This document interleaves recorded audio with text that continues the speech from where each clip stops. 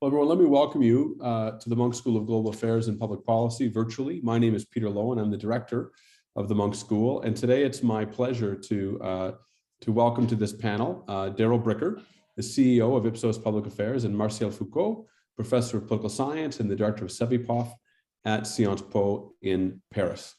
The purpose of this panel is to ask what worries the world and to have a discussion about some unique data that are collected by IPSOS in their Global Advisor Survey, which is a survey that's sent out monthly to more than, to dozens of countries, more than 30 countries, and which digs in every month on some set of problems or some issue that's seizing not only one country or a couple of countries, but countries around the world. And it offers an unparalleled set of insights into how things on the global agenda are mattering on domestic agendas.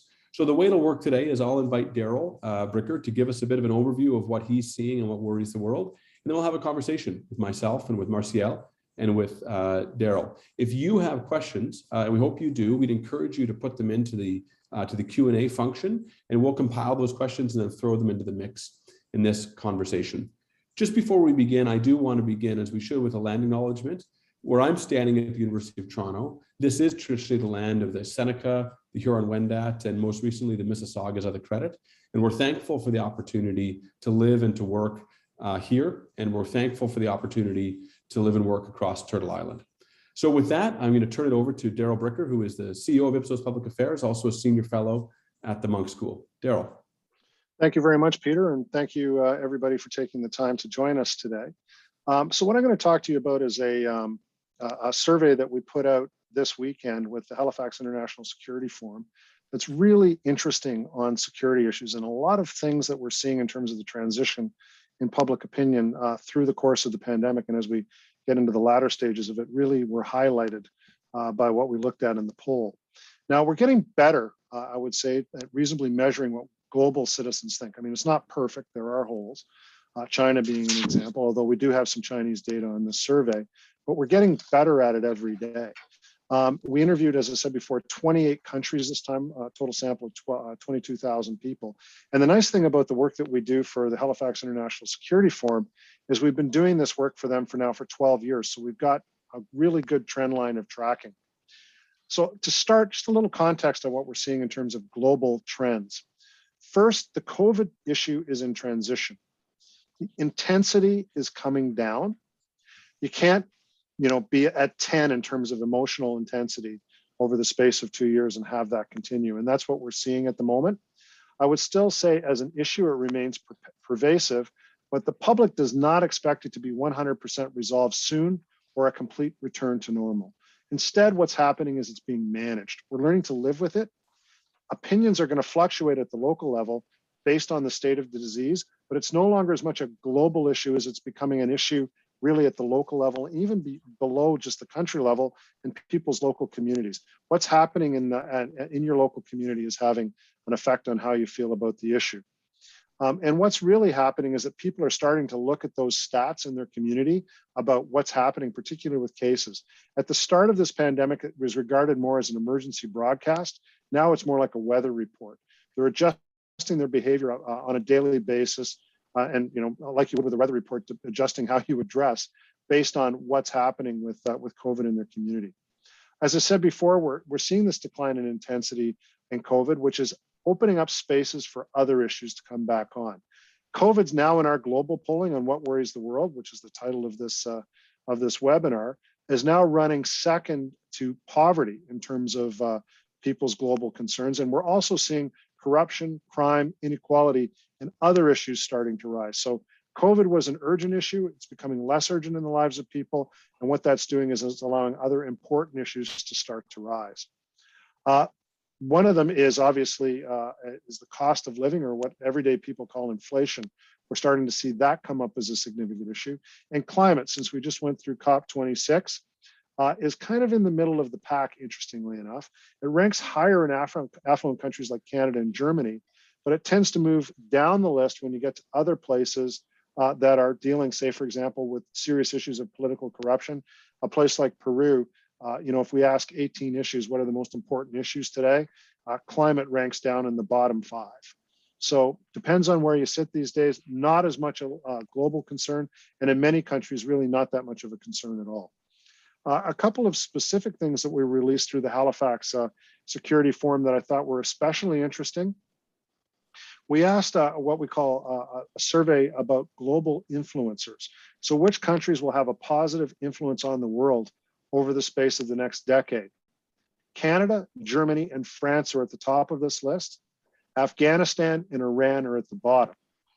But the biggest change that we saw is in the US's reputation, and it's been to the positive.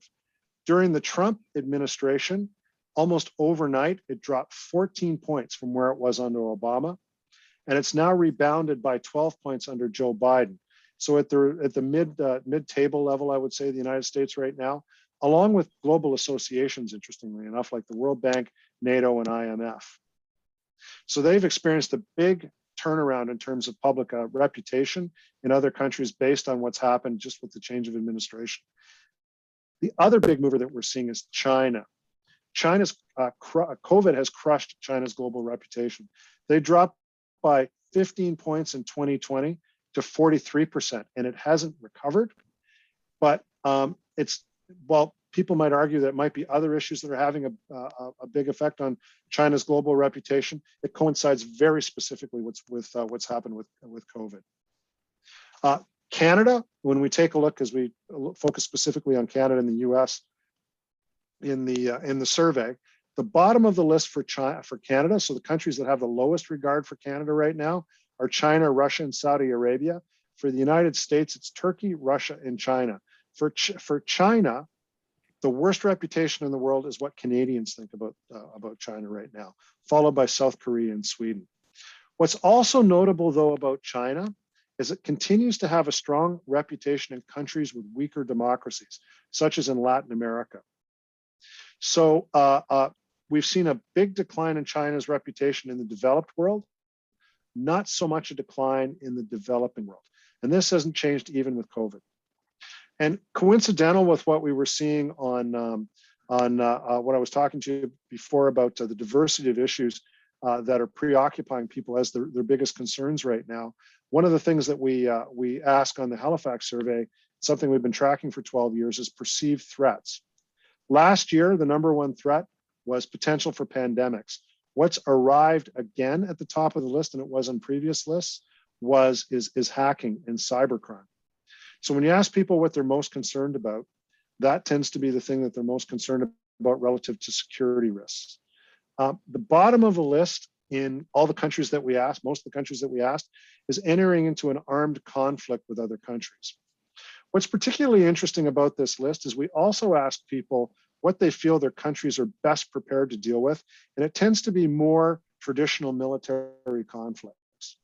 What they're least prepared to deal with are the things that are the greatest concerns among the citizens in those nations. So for example, hacking and cyber attacks and espionage and cyber threats, and also natural disasters, which we're seeing as an issue that's emerging out of climate change. So threats tend to happen or tend to parallel what's happening in the news. And if there are particularly vivid examples we've seen over the last 12 years, they tend to pop up. So for example, in years in which there's a lot of terrorist activities, it'll pop up at the country level, but even at the global level. Right now, what are people really preoccupied with? Cyber activity, cyber hacks, anything that has to do with their personal security. Anyway, based on that, I would say that those are the most important things that we found in the Halifax Security Survey. So transitioning out of pandemics and moving back more to more of the traditional threats that we've been seeing in the most recent period of time, which really relate to things like cybercrime and hacking. So over to you, back to you, Peter. Thanks very much, Darrell. Let me turn it over to Martial Foucault. Martial is a professor of political science, really an global expert on European and other politics, and the director of CEVIPOF at Sciences Po, so a great partner of the Munk School and of IPSOS. Martial, your reactions? Yeah, thank you very much, Darrell, for your presentation, and I'm very I'm very interested by what you have done and presented at Halifax. My first comment is about this swift between COVID as a big issue and security or national security as a new issue in this world. I'm very not surprised, but you know, if I look at what is going on in France, national security is not at all an issue. I mean that, and especially during a presidential campaign, it seemed that all global issues about the world is not coming or rising as a big issue. So I was just concerned about if you're able to observe something close to what could be a national context in electoral period. Is it an issue very linked to as a politicized issue or not? My first question, do you observe something very close to when a country is coming in an electoral period, such national security issue is becoming salient or not? And my second comment is, could you observe that for citizens interviewed, they make a correspondence between what's going on with COVID pandemics that could overlap something regarding tensions between countries? I mean that COVID has, for me, in my view, has also revealed some diplomatic tension about how to provide masks and so on and so on. And yeah, to some extent, it became a big issue in terms of security and also in terms of sovereignty. So I'm just wondering whether you find the same patterns in different countries. Yes. So on security issues, where we tend to see people elevate security, not necessarily in terms of the pandemic, that's like kind of emergency responses. So they wouldn't necessarily see that. I hate this term, through a security lens. Lens means I'm going to ignore everything else and just talk about what I want to talk about. But they don't see it necessarily as a security issue, although we asked it in a security context. I would say where you see security become a political issue is when people feel military threat. So for example, if you're in a place like Turkey, security is very much an issue relative to their borders. The United States, it's an ongoing concern. The United States' role in the global security mix, their involvement in military activities, it tends to make security an ongoing political issue. And any place in which terrorism, and if you're going to see it in France, that's probably where you're going to see it become a political issue as to how your country is dealing with terror. In previous years, when we've done the security forum survey, terrorism was on an upcycle.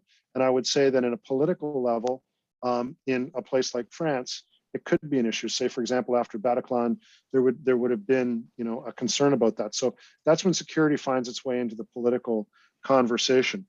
Where I think the interesting security, international affairs, thinking of yourself as a country as opposed to a community comes in the place of the pandemic is borders. So whether or not you feel we should be opening up our borders to people coming in and what our requirements should be. And that's where it can become a political issue. Now it becomes a political issue in terms of how people regard their country as protecting the sovereignty in the border and preventing people who they feel might be carrying, say, for example, variants to COVID through the border. But then it also becomes an issue in terms of the requirements for people to be able to, your own citizens, to be able to travel to other places. So we tend to have a view that when it comes to our own travel, our own personal travel, that it should be easier, and that when it comes to everybody else's travel, it should be harder. So there's this juxtaposition of how people regard the border and the management of the border that can also have a political manifestation. So that's where it kind of becomes a combination community issue and security issue. What strikes me as really interesting about this, Darrell, to follow on that, is the degree to which these what we would think of as kind of international issues are all filtering through domestic concerns. I mean, COVID is fundamentally an international challenge as much as it's a global one. The capacity of countries to coordinate on the distribution of vaccines is what's going to get us out of COVID globally. The capacity of countries to coordinate on border openings and closures, on internationally recognized testing and vaccine certification regimes. These are all international problems, but we're thinking about them. We're thinking about them domestically. And it sounds like what you're saying is that even the degree to which people think COVID is an issue reflects their local concerns or their local experience of COVID, rather than seeing it in the big picture. Do you think? So let me put this in the form of a question to you. Do you think? Do you see an alignment between how concerned people are about COVID and how far we are in actually getting out of COVID? Because we're one or two waves in some countries away. We've got a lot of vaccinating to do in the global South, not to mention a lot of work to close those 20 and 30% gaps in a lot of countries across Europe. Are people sufficiently worried about how long it's going to take to get out of the final stages of COVID? It's a couple of parts to that, Peter. I think the first thing is, and just, we've been doing this global polling for probably 15 years now, because, it's really hard to poll the world, yes, particularly to be able to do it in a reliable way. So the idea of talking about what the world thinks is a really new thing, and it's not especially representative, I would say. So it's, I'm sure, there's all parts of the world that we're not particularly representing really well, like places, low technology environments, places where we can't contact people. But I think we're getting better at it, as I said at the start. But the only reason I say that is this is the first time in 15 years I've ever seen a global issue. Like we talk about, at COP26 about global issues, or at Davos about global issues, other talking shops, even Halifax, about global issues. There are no global issues. Depending on the country you go to, they see that list of 18 concerns that we've had that we track on a monthly basis. The list varies really considerably by country. The only time I've seen it, and it's now changing again, but the only time I've seen it actually unite on a single issue was on COVID. So people actually do perceive this as a global issue, but what's happening is it's transitioning back to being a local issue. Right. So, and by local, I mean hyper-local. And it's about what's happening in my own house. Can I go out? Is my family well? Can I do what I want to do in my life? And so it's an issue that was global, but it's built up from the ground up. It's seen as something that's unique in terms of the public opinion environment. And the reason that I say that is because I know there have been people who said, COVID, climate, absolutely not. The public does not feel the same sense of urgency about climate. There is not a universal acknowledgement about the urgency of climate and what we need to do. There's a very huge gap. It's not an easy leap from one to the other. And I think that that's something that's being missed in a lot of the rhetoric that's taking place, I would say, among the elite conversations. As I said, the big talking conversations. There's a lot of work to do on the climate file to make people feel really engaged with it. Very, very different from COVID. I'll come back to this, but Martial. Yeah, just one point. Darrell, do you observe that there is like a hierarchy of countries who put security as a global issue, because the main driver for putting at the top security as a big issue is probably the intensity of threat. But do you observe that? Is it in your survey? Do you have some question about the demand for security, and do you observe that countries which feel more threatened, or the same countries will put security as the top issue? Or is it, Peter was talking about alignment or disalignment. So is it true according to the perceived threat for different countries that you have in your data? Right. So would they see it? There's some countries that are unique in their perspective of seeing security as a global thing. The United States, I'd say, the most unique in terms of how citizens think. So if it's in the world, it's coming to them, and I think that they feel more of a pinch on these things than anybody else. But most countries, when they're talking about these issues, they will see it through a local lens. So what's happening at their own border and the threat that they're experiencing, or what's happening in the news. So if there's terrorist threats, security is an issue. A number of countries, citizens feel like they have to be a player in terms of global values, that they want, like Canada is very much aligned with this, but so is France. So is, they want to perceive themselves as, being part of the global conversation. So there's a certain amount that comes to that. But I would say it's more of an intellectual than a personal, heartfelt, I'm laying up at night thinking about these kinds of things type of a commitment. If you ask people if they have a view of it, they'll say yes. They'll say that they want their country more involved. Even in places like Peru or Korea or whatever, they'll say that they want their countries, involved in these global things. But is it the animating issue of their politics or their public discourse? No. Okay, thanks. Darrell, let's talk about the trajectory of opinion on countries. And I think it's particularly interesting that you noted kind of three things in your opening. One is that in terms of global reputation, the United States suffered a hit under Donald Trump. There was a correction to that, almost a wholesale correction with the election of Joe Biden. So that's the one thing you observed. The second thing you observed is that China has experienced a hit in its reputation over COVID. But then the third is that you observe that there is actually, it sounds like, diverging views of China depending on what country you're in. And in countries where China is, in less wealthy countries, opinion on China is going up. So a couple of questions about this. One is, how much stock should we put in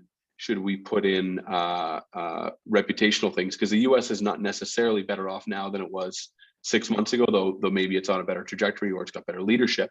But where do we kind of put the objectives versus the subjectives on these? And then let's come back and talk about this interesting dynamic in US and China reputation.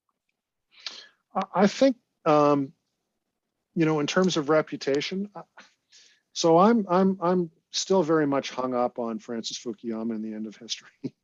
I think Francis Fukuyama thinks he was more right than Francis Fukuyama thinks he was right. And the reason is because of its aspiration. So I think too much stake is put in the idea that these things compete, rather than what I think is the more important aspect of it is, which one is aspirational. So what part of what goes on in the United States would you like to see more in your country, or what part of the way that China does things would you see your country like to aspire to, and whether or not they represent a North Star in terms of how your country is going to evolve. One of the questions that we asked a couple of years ago during the Trump period, when the U.S. reputation was lower, was literally that, which was, do you see that there are things that the Americans do in the way that they run their countries that you think your country should emulate? And then we asked the same question about China, and it was very interesting that we saw the same pattern for Western Europe, developed democracies. While they didn't necessarily think that there was a lot of great stuff that the United States did, they certainly didn't want to emulate what China was doing. So there was quite a diversity on that, and the United States still remained in an advantageous position. So history has ended there. But in developing markets, less affluent markets, and countries that have a less firm connection to democratic traditions, China's right up there and competitive with the United States. It was under Trump, and the surprising part for me in this survey still is. So that's the interesting part to me. Yeah, there's not only a battle of ideas going on, but as you say, a battle of aspirations, right? And a battle of reputations. Can you share some? One of the things that's interesting about your job, maybe the best job in the world, is not only are you polling. Oh, you do pretty well too, and so does Marshall. Well, you're traveling to these places though, and talking to people on the ground there, and people who are working in these places. What do you what's the substance behind the numbers in places where you're seeing real competition for reputation between the U.S. and between China? Where and why is the U.S. falling down, and where and why is China falling down? COVID's the obvious explanator for China and Trump for the U.S., but is there more to it that you see on the ground? Yeah, it's when you do travel around, and I take it for granted I haven't traveled at all in the last 18 months. But when I was traveling before, and I go to, say, for example, Eastern Europe, and I'd sit down with the Serbians or the Croatians or the people in Kosovo. You've got somebody from Kosovo coming in to visit you, and I'd be very surprised if she didn't say something similar to what I'm saying, which is, you know what? The United States was always the aspirational partner for us. Under Donald Trump, they became less reliable. Now, I'm still trying to sort out George Bush. Still trying to sort out where Joe Biden goes on this. And watching what happened in Afghanistan has made them somewhat antsy about the United States' interest and involvement in the world in the way that they used to be involved under previous administrations. And then they look at the European Union, and the European Union was also aspirational. European Union, in terms of reputation, does really well, certainly better than the United States or China does in terms of how people regard them. But even in a place like Serbia, I mean, what's the future for the European Union? Their whole thing was based on, at some point, we're going to be able to join the European Union, but with the UK leaving, with crises in other countries and inability to get certain things done, what kind of a partner does the European Union? What are they? And if you're in a place like Eastern Europe, Russia's always going to be the hegemon, and you need some sort of a balance for them. And China comes bringing a blank checkbook, and reliable technology, and it's a low price, and they're willing to subsidize a whole bunch of things. And their position to us is, what would you do? So that's where China, I think, is in developing markets is playing an interesting role as a bit of a problem solver in the place of partners that have become less reliable, in which the relations are more complicated, the decisions aren't as fast, and the strings are firmer. Now, it's much less a competition of just aspiration then. I mean, it is actually, the roots go deeper than that, don't they? In terms of what's behind these numbers. Martial? Yes. So let me share some very brief slides about not what worries the world, but what worries France. I just want to show you some empirical evidence that we use from the French electoral survey. So let me show you that just to receive your comments. Okay, that's good. You should. Perfect. Yeah. Okay. So about the most important problems in France, and I agree with what Darrell said a few minutes ago about the decline of COVID-19. So data come from a survey in October 2021 and not 2020. It's a typo. For COVID-19, we have a decrease by 22 points for the last 6 months. So I agree we have a decline. So it's not only because it's not a big issue, but it's just people now live with COVID-19. So we see that other issues are now increasing. And I don't know if you observe the same pattern for other countries, developed countries, about purchasing power. It's a big issue about the cost of living, energy prices, and so on.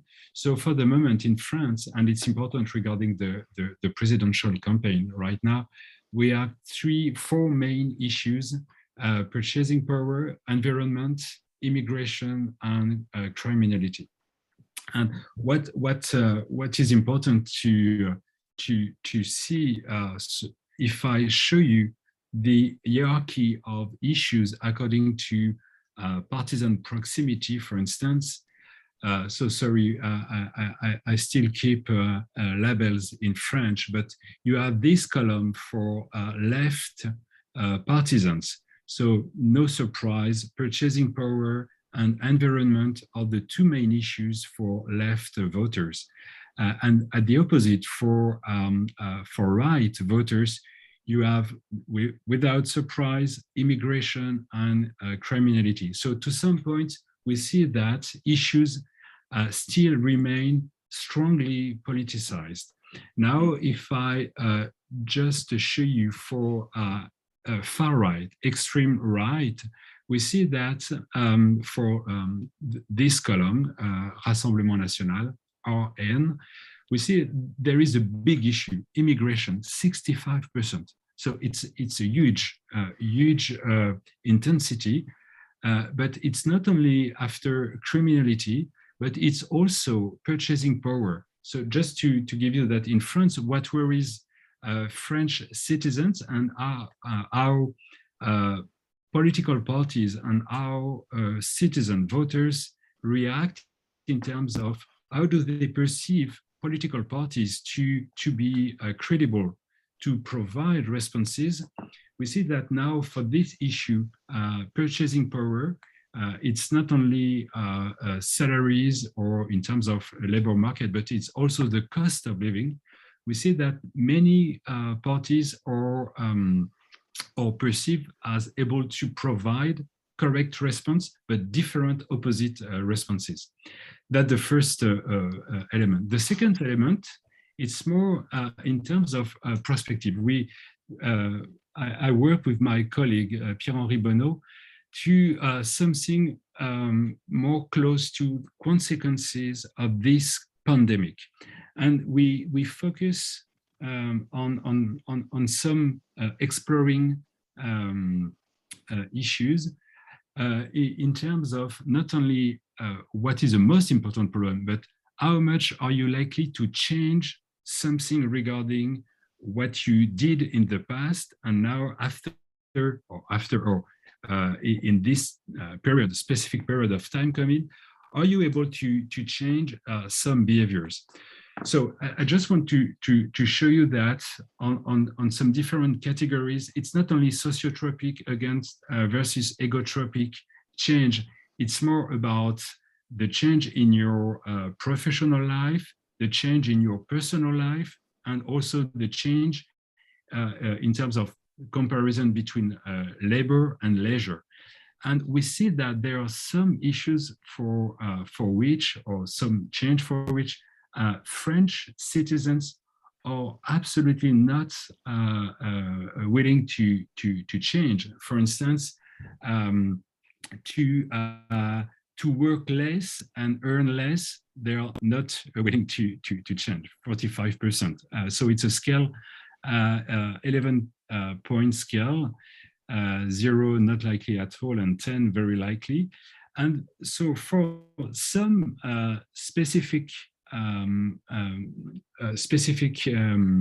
behavior, we were concerned to see what could be the driver explaining why people want to change their profession, to travel more abroad, or be involved, or to be more committed with others.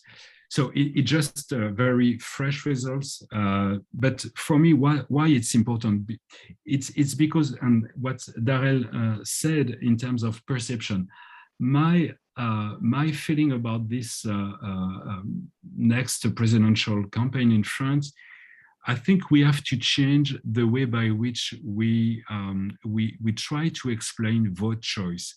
And in my view, I think subjective perceptions are probably more important than objective criteria.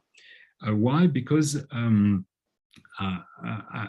very interested to see how much emotions, trust, all subjective dimensions should be included and to be taken as serious drivers for explaining a vote choice. And about these three different change in the future, you see, so it's not a strong result. It's just a first estimation.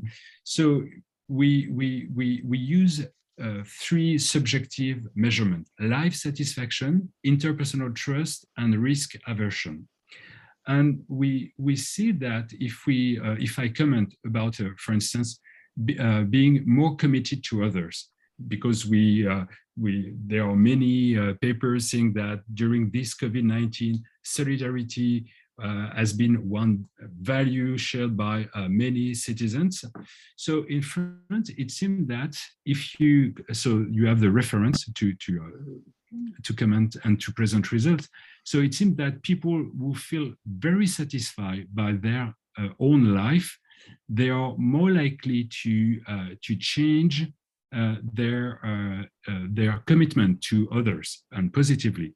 About trust, if you don't trust others, you are not likely to be more committed to others, and you are also not likely to travel more abroad.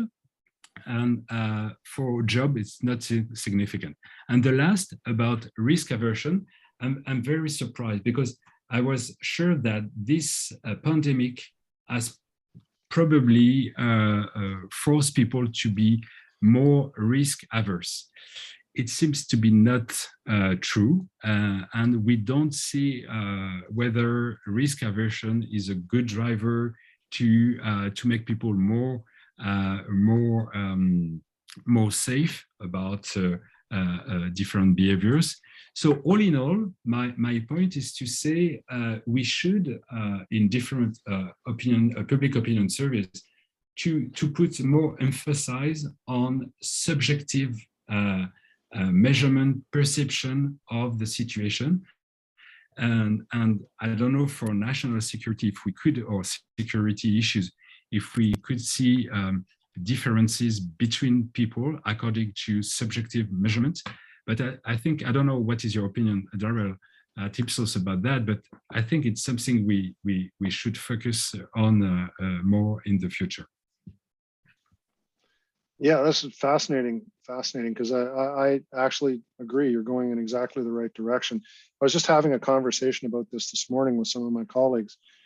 And, you know, in the past, I've written about this too, and I've never really been able to come up with the best analogy to talk about what you're talking about. But this is the best I've come up with, and there's probably a better way of describing it. It's a different sense. So it's not something that you see with your eyes. It's almost something that you smell. So you know it's good, you know it's bad based on how it smells, how it makes you feel. And I know in the research business and in politics, we spend a lot of time talking about trust. I don't know that it's about trust anymore. Trust seems like almost a rational. We want it to be an emotional thing, but the way we treat it is almost like it's a rational thing. Like trust is something I can measure and I can control, and there's a formula that adds up to trust. It's more ephemeral than that. It's more along the emotions, the lines of emotions that you're talking about. So when I think about trying to measure it or understand it, I think more flexibly and more intuitively than logically, if that makes any sense. Yeah, it's a different sensibility, and actually, even though what you're doing is really sophisticated analysis, it is that flexible, more open-minded, sensory perception type of analysis, as opposed to, I think you're good on the economy, therefore I'm going to vote for you. That, which is the way that political analysts normally think about things. Or I gave you a score of 8 out of 10 on this, therefore there's an 80% chance I'm going to vote for you, which is the way political scientists deal with some of these things, particularly in retrospect, where you can make all the formulas work. But in the moment, it tends to be more of this emotional, like I said, a different sense. It's like a smell. It's like, does it make the hair go up on the back of your neck? It's almost like it's a different part of your brain, like almost like I want to say the lizard part, but I don't want to diminish it. But it's a different, more primal type of way of looking at public opinion data and doing public opinion research that I think makes a lot of social scientists uncomfortable. In the end, it's always back to the amygdala. So let's talk about the future. And I just want to let me underline a couple of the conclusions we've got here. Right, one is that the COVID's receding as a global issue. Second, that there really isn't a global worry. That what is worrying people is different from country to country. And 2A or 2B, what is really the global issue, climate change, is actually, because it's the one that has to be solved globally, is really not at the top of the worry agenda anywhere. So let's look forward here, and I'll just frame this up, and then I'll ask Marcia, I'll ask you, Darrell, what you think will be worrying the world a year from now, and we can wrap up on that.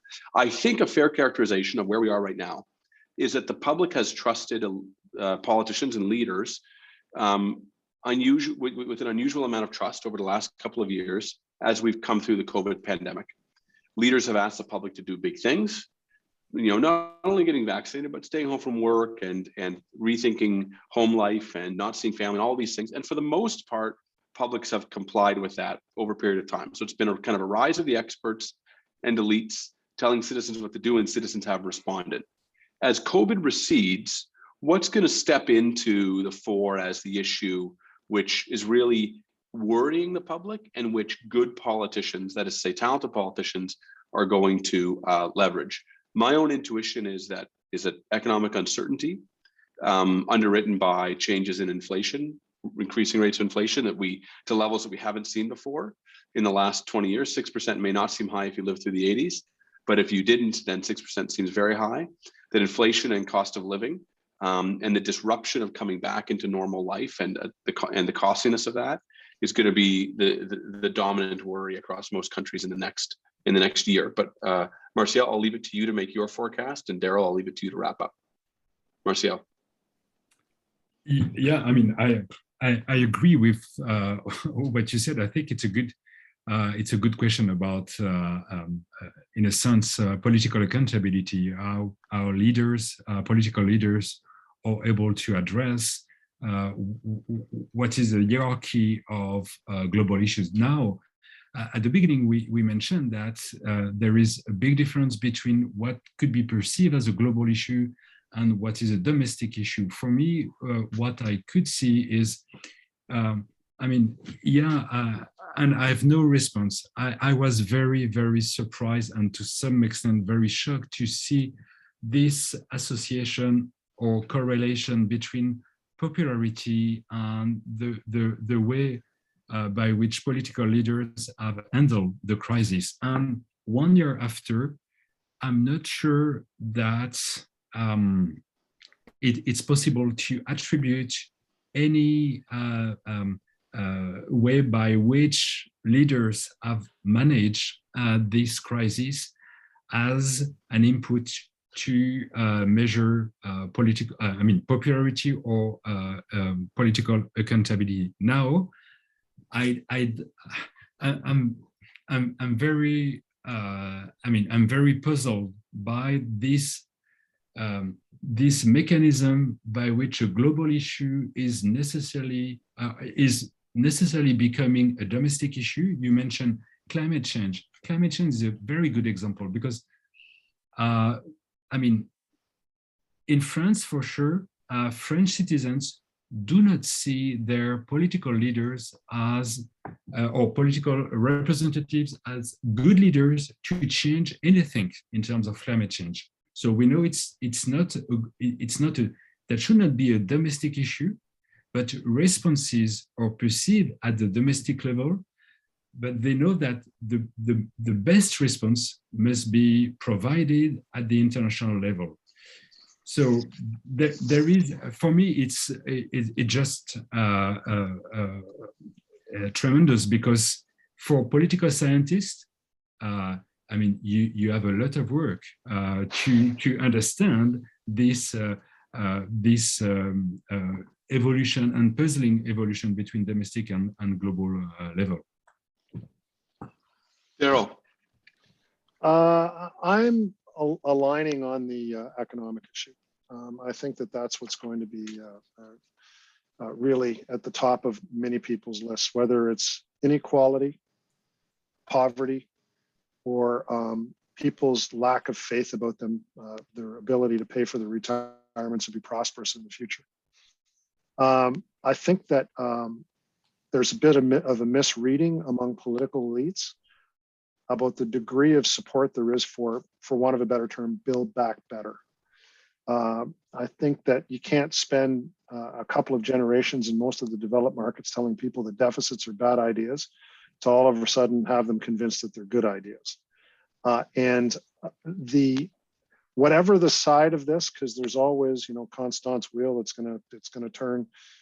There's always another side that develops to whatever the status side is going to be.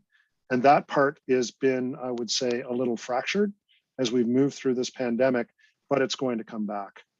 So I think the real competition going forward over the space of the next year is going to be between this inflation's not a big deal, more government spending, let's move on now to our next problem point of view, versus the other side saying the solution that you're proposing is actually the problem. Ronald Reagan's government's not the solution, government's the problem. That whatever that manifestation is going to form, and the fight is going to take place. It isn't happening yet because it's not the right time, but it is going to happen. But I'll also throw in a 10-year projection. And I think, and you're not going to be surprised to hear me say this, Peter, that population aging and the pressure that that's going to put on the both the economy and on government requirements is way beyond what anybody is contemplating at the moment. In 2030, which is just going to be pretty soon to 8 years away from now, the entire baby boom worldwide is going to retire or be retired. So the question is, as dependency ratios are going to go through the roof as we get into this period, how are we going to deal with it? And we're not talking about it. We're spending an inordinate amount of time on a whole bunch of other issues, but not that one. And we don't have a cure for dementia. We saw what longer term care, the disaster that we had going through COVID and what that did. We're just going to have more and more and more people who are going to be in that situation. And frankly, nobody's talking about it. So I think short term, the battle between the state perspective versus whatever the perspective is going to be, and it's going to find its way through into election campaigns, I think. And then as we get into the longer term, we're increasingly going to be seized by the problem or the issue of trying to manage the aging of the global population. Well, Darrell, I hope we can have you back in 10 years to talk about that. I don't expect you'll be retired then. Martial, you and I are still going to be working. But in the meantime, I want to thank both of you for this. I want to thank CEVIPOF and IPSOS for this partnership between the Munk School, Sciences Po, and IPSOS.